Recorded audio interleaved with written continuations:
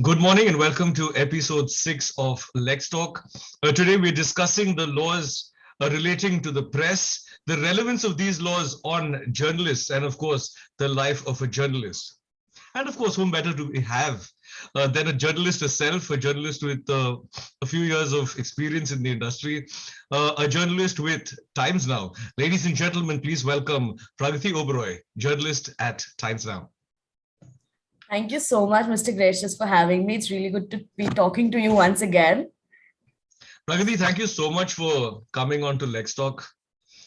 The audience has so much to learn from you in terms of all the, and I later on during the show I want to get in not only with the legal aspects but the whole thing of what a journalist needs to keep in mind while moving up the ladder of the profession. So I'm going to trouble you with a lot of odds and ends and a lot of other questions. Nowadays journalism is the growing space. I mean, with not only with the conventional media of radio, TV, and print, but also the whole online space of journalism that's drastically moving up in terms of not only publication houses and entities as companies releasing such information and content, but also in terms of the number of viewers on online platforms. So a large number of viewers are reading the news on online platforms. With all of this, the viewership has drastically increased, and therefore we need to discuss the laws relevant to this space. I'm not going into the IT Act part of it, but the laws relevant to journalism per se, and the various aspects. So Pragati, could you share the need and necessity first of all for the laws regulating the press? More like, of course, you start off with Article 19(1) of the Constitution, your fundamental freedoms, the reasonable restrictions on the fundamental freedoms. Then you have the Contempts of Court Act, Official Secrets Act, and several other laws that are relevant. So how relevant are these in day-to-day practice? Thank you so much, Mr. Gracious. I think that's a very relevant question that you've put forward, and it's a very good way to start this thing. Um, as a student of media law and also as a practicing full-time journalist, these laws are very, very applicable. But I'll tell you what, these laws have been framed, how I see it, these laws have been framed in a certain time period when the online space was not as big as it is now, and probably it's growing. So even though these laws are very relevant, they are very true, and we need to abide by them, there are always very thin lines that are not understood, that are not really interpreted in a fair way. And certainly, I feel that some of these things don't take into account the ever increasing online space that is now there. And because of so many media houses coming up, so many independent channels coming up, and everyone is just imparting information everywhere, somewhere these lines of the law and that information are getting blurred in this current time. And okay, I'll just give a small example. For example, we're talking about the freedom of press under Article 19. Now this particular law is by default the most cited law when it comes to freedom of press. Everything technically tends to come under that. Whenever, as journalists, we try to argue for our freedom of expression, for our freedom of writing things, everything just comes under the ambit of Article 19 without really understanding and realizing where to draw lines here. So, in the hope of putting everything out in the light of the public and for public interest, the lines that where we need to stop often get blurred over here. Very true. Yeah. And of course, with respect to Article 19, both 1A and otherwise, you also have the reasonable restrictions under 19.2 and 19.6. So, yes, when it comes to that, does it really, curb the issues of,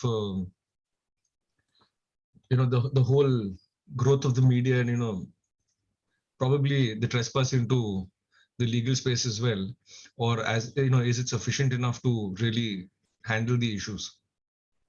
See, the way I see it, this argument can have both legal and ethical ramifications to it. When we come to the reasonable restrictions part, it is a lot about, there is one definition of it, that these are the lines, these are the boundaries that we cannot cross in terms of the security of the state, the sovereignty of the nation, or XYZ, whatever pointers are there in that. But then again, there's an ethical boundary as well, that maybe we need to cross that because it is in the better welfare of the public out there. But the whole question is, how do we decide that? How do we decide that this will not affect the integrity and security of our country, but will be of benefit to the public? I won't necessarily say that it always affects our freedom to write news, because sometimes I feel that that kind of line and boundary is also very important, because if we are a part of our country, we need to protect it at the end of the day. But we, the people of the country, make this country. So at the end of the day, it is very important for us to give information to our public.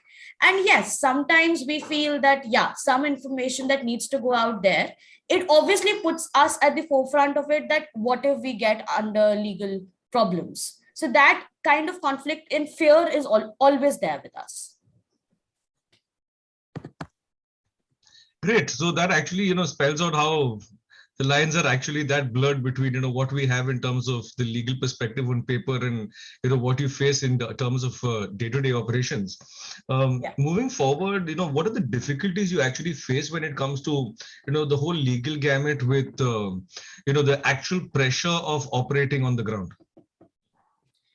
Honestly, Mr. Gresha, the actual pressure of operating on the ground is massive, massive all the time. Even on days that are very full of events and news, and even on days when there are not, I'm because sure with the amount of competition that's there, sorry to cut you, but with the amount of no, competition that's there, it must be even more difficult because so many channels, so many media houses releasing news, and each one stemming to be the absolutely. best. Absolutely. And plus, in a media house like mine, which is so big, so diverse, and that technically covers every and anything under, the way I see it, especially some smaller niche independent channels that are trying to specialize into a particular domain, they are also big competition for us, because even if as a journalist we are restricted by a small team or maybe a bigger team as well, but we can't be there all the time. We can't be there at the shift. So if the other media house breaks the news first, it is also on us that we as a journalist, we didn't do that. It was my beat. So the competition is all the time there. There is so much pressure. But I think as a profession also, we signed up for it and we just get used to it after a point of time, that it is like that. But I think the biggest pressure is of breaking news at that point.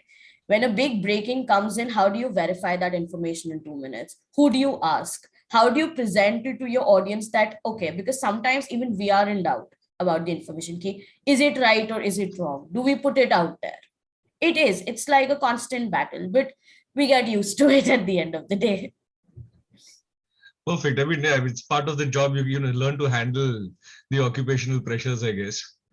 Yeah, we do. We definitely do. But yeah, What are I some mean, of the another, other? Sorry. yeah, I think social media is one a very big good thing also, as well as a bad thing also for us at this point, because the whole culture of trolling that has come up as journalists, it is it is a good thing that we are now more accountable to the public, and the public has a more open space to question us. But the fact that sometimes there's always a constant fear that what if I put it out there and I get trolled? It does not just hamper my integrity, it hampers the organization I'm representing as well. So you're not just responsible for the news. No matter, you're always consciously there that, okay, I need to verify this information. I need to be mindful of the words I use, because you're not alone. You're representing an organization also.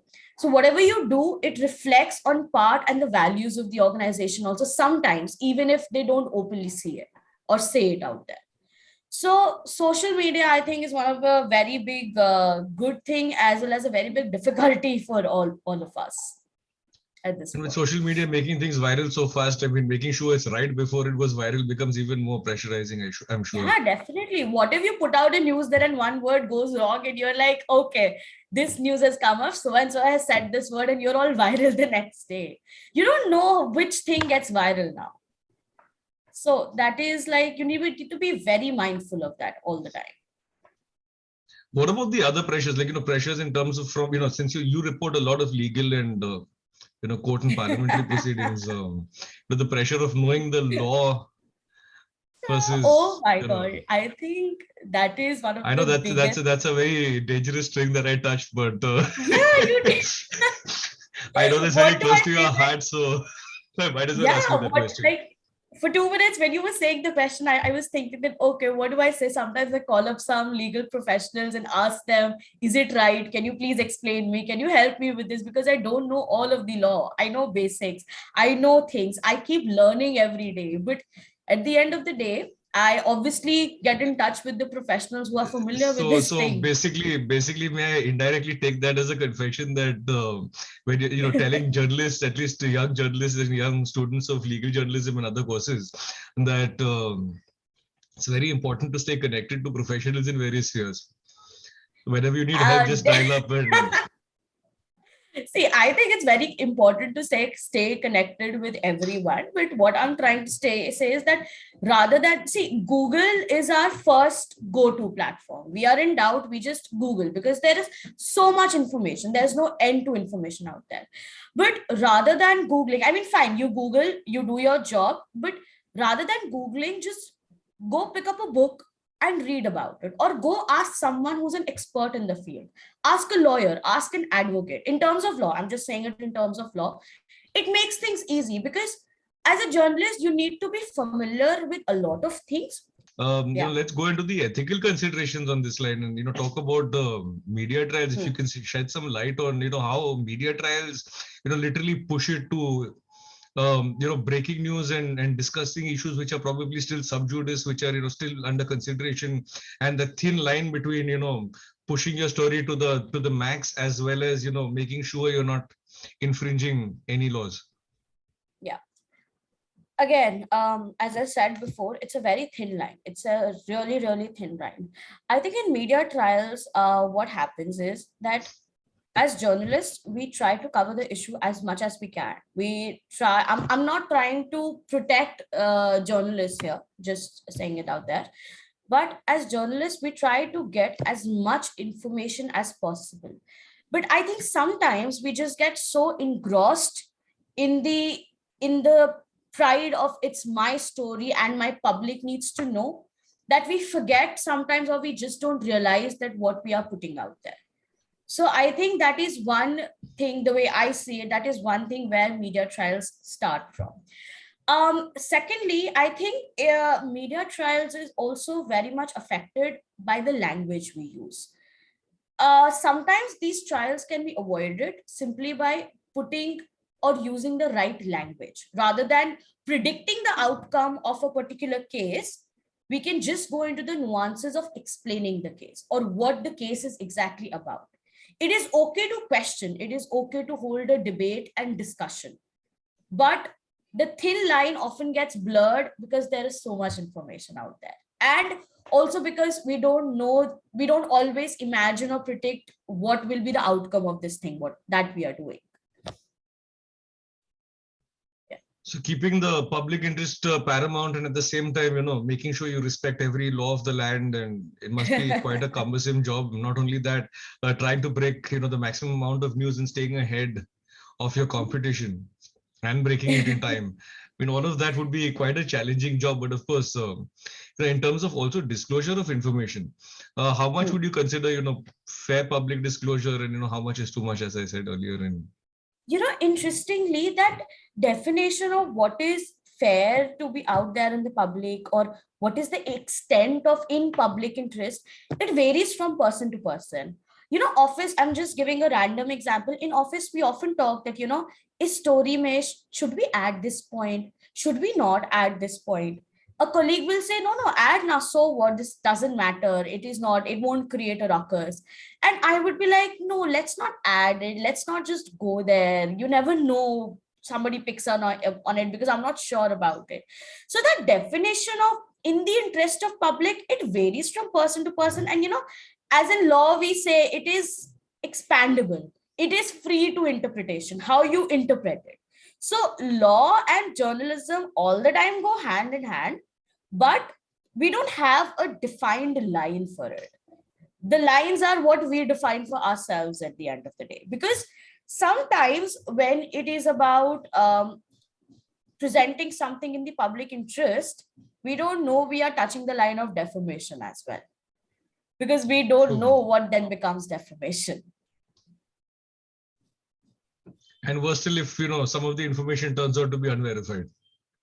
Oh my God, that is, I think, Mr. Gracious, I think that is the toughest thing for us, because the competition of breaking news is so much. It is so much, because you have to maintain your integrity that I am the one who broke the news first. I broke it out there, but you don't know. So sometimes it's very easy to use the word sources, because actually you get that information from sources, but then you need to also identify in your head that is my this source that reliable at this point?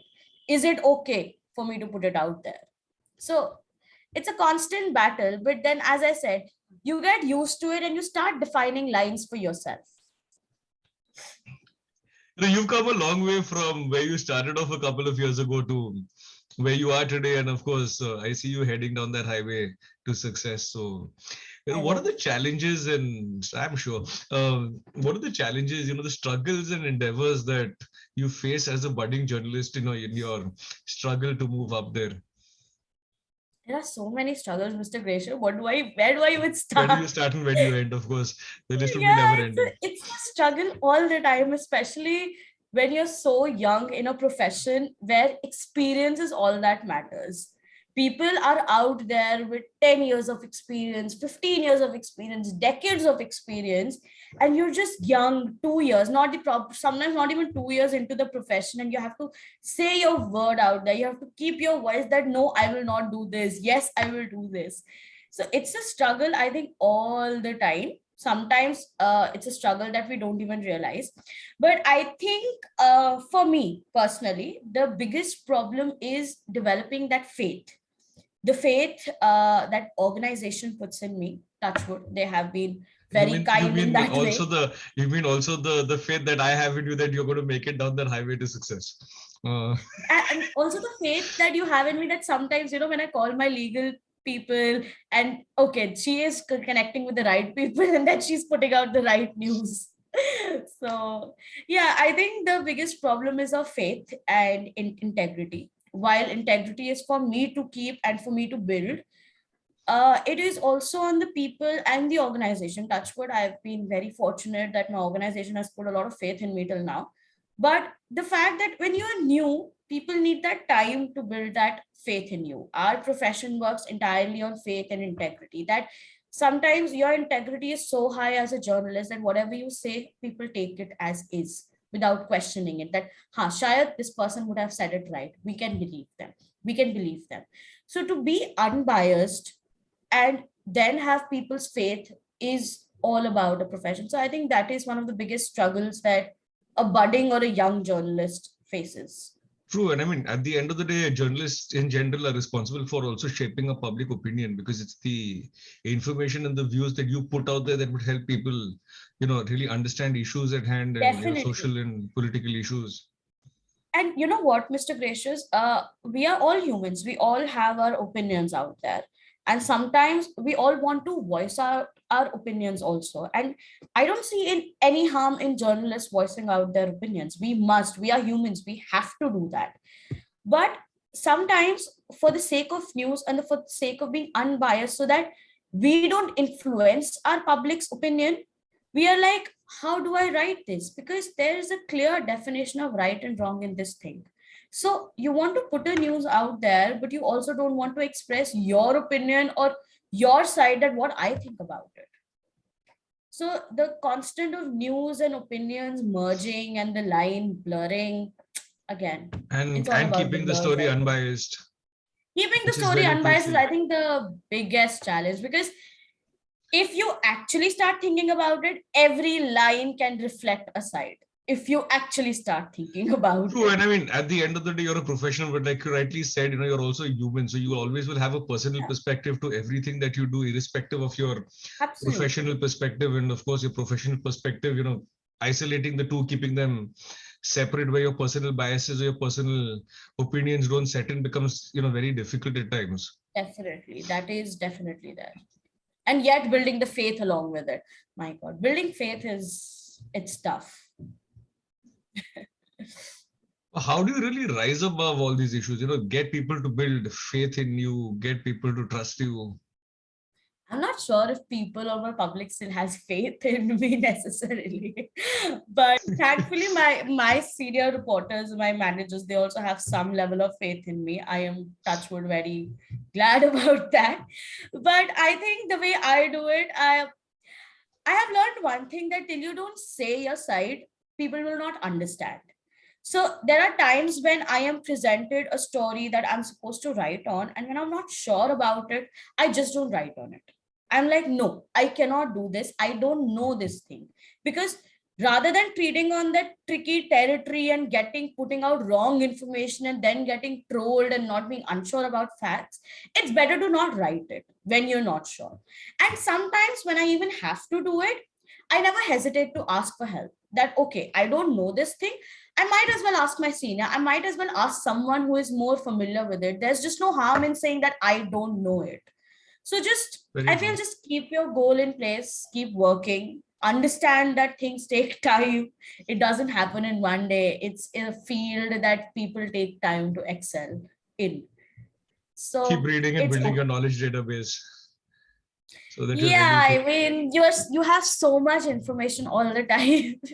Reading, I think it's there in all professions. I'm sure even in your, as a True, that lawyer, even if in you, legal, with so many new laws, new yeah. judgments, amendments, you need to stay up to And date with funnily, the. I was actually talking to one or two lawyers the other day. Everyone was interpreting, supposing a certain case, the hijab row verdict that came from Karnataka High Court. I'm just putting as an example. Every lawyer that I spoke to interpreted it in a different way.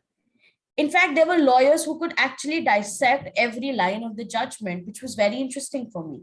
So, everywhere, just keep reading, just keep understanding, and never hesitate to ask. If you don't know it, just say, I don't know it, rather than putting out the wrong information and then getting trolled. So, yeah. Even at times, when we're doing matters and stuff for court, at times we are a little confused on perspective. So we discuss it with our legal teams, or, our fellow lawyers, counsels, etc., so that, we make sure that whatever we present out there, whether it's to a client or to a court, is absolutely correct and, accurate in the eyes of Completely. law. I mean, yeah, True. every profession, I think, I guess, from what you're saying, needs to build that sense of humility to, if you're not 100% clear on a perspective, you go Yeah. out there and ask somebody else or discuss it with fellow professionals. And plus, if you don't hear the other side of it, how will you know that there is another side to it? I still remember in college, we used to be taught, like, do not have like-minded friends. Please keep your enemies closer. We taught all these things since a True. very childhood. So till the time, especially in our professions, and by our professions, I mean your as a legal professional and mine as a journalist, till the time we don't know how the other thing can be dissected or looked at, we will never understand it. We will never know. Otherwise, we'll keep being in our echo chamber that what I feel is right is right. So I think the only way is to talk, discuss, go out there and say, I don't know it. Just tell me, help me with it. I'm sure it's Pragati's very subtle way of telling us, the way up there is stay focused and be humble. Ask if you need it. Be humble, definitely. Like, don't think you've done 10 stories and you know, wow, everything about that issue. You are But I doing guess I great. guess that's true You with might be every doing great. Yeah, I guess that's true with every profession, because no amount of stories for you all and no amount of cases for us would really entitle us to say that we know everything. And there's exactly. always so much Very to true. learn. The field is so vast that there's it's every day is a learning experience. And there's a reason there are experts out there. There are journalists who are very good, like there are amazing experts in their field who have all their life covered that field. They have read about it, they have degrees in it, like academically also.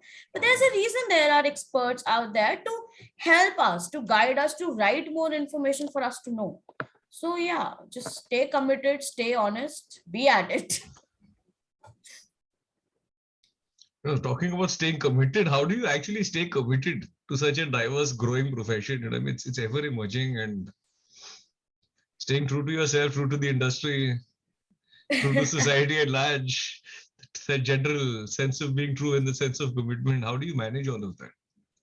So I manage it because I have very clearly defined my lines. I know what my boundaries are. I know what my ethics are. I know what my limits are. Thankfully, till now, my limits have not been challenged. I have never been put in a position, because I feel that a good team really helps you in doing that. If you have a good team, a good set of professionals that you're working with, they also understand where you're coming from. They also understand your limits and boundaries. So they will not, after a point, of course, after they understand you, they will not expect you to cross them. But if they do, and if there are situations sometimes ethically and morally that I have to address, that okay, maybe I have to do this for the sake of the larger public or whatever, for whatever reason, I think my only advice to young journalists is that you understand and you prioritize that. Okay, if you have to let go of your ethics, or if you have to compromise your that particular ethic or moral, you hope that it is for the larger good of the public. So you need to define your own boundaries, you need to define your own lines. If you're ready to let go of them, ki theek hai, mujhe kuch bhi karna hai, I'm fine with this thing, then it's on you, it's fine. But as a journalist, when you know, or even as a legal profession, when you know what this profession brings to you, just don't cross question someone's ethics, because everyone has their own set, everyone has their own limits, and you understand the gravity of this job, that is the kind of pressure that is all the time. On a closing note, what would your general words of advice, just in a line or two, what would your general words of advice be to anyone studying press laws, or any budding journalist for that matter? Your quick wrap on 2 minute I kind of a think thing. before, yeah, I think to any press law student and to any journalist for that matter, know your basic laws. Academic wise, know your basic laws. Know what is allowed, what is not allowed, and then try to set your limits for starters. Because just don't step out there in the field that we'll see what happens. That should not be, that should never be the case. Know your basic laws, that study them if you have to, just pick up a book and study them if you have to. Save yourself also. You want to save the public, but save yourself first and understand what you can do and what you can't do. That is for starters, like definitely. Secondly, that just don't let go of your ethics and morals. Have the courage to voice them out. Have the courage to say that I cannot do this, sorry, my morals don't allow me. And because till the time you don't say them out, you just keep going because तुम्हें कहा गया ये करने के लिए है, you've been told to do this. Till the time you don't say that sorry, I can't do this, people will not know, right? People will not know you, people will not know what your morals are, they'll keep just giving you that you do this. So have that courage to voice out your opinion, have the courage to say no, and have the courage to say yes as well. Just that is for starters, and then Basically everything stand will up. So basically stand up for yourself, build your own identity, and stand out from the crowd. definitely. Don't be just a face in it. And that is one of the toughest things to do in an environment that is so much full of pressure, and you need to always be better than your competition. That is the toughest thing, because um we have so many colleagues, the way our professions, both legal and journalism work, and for that matter any profession, we grow as we meet and learn from new people all the time. The more we talk, the more we meet new people, the more we develop our contacts, that's how we grow, that's how we learn how to present news all the time. So we'll realize that most of our friends will be our first competitors, because in the same field, if my friend or my colleague who is also my competition breaks the news first, they are suddenly better than you for 1 minute. So while it is important to understand and realize that, it is also very important to have good and true friendships. You'll get through with them, they'll keep you sane, you will just get through with having a good team, having a good team of friends.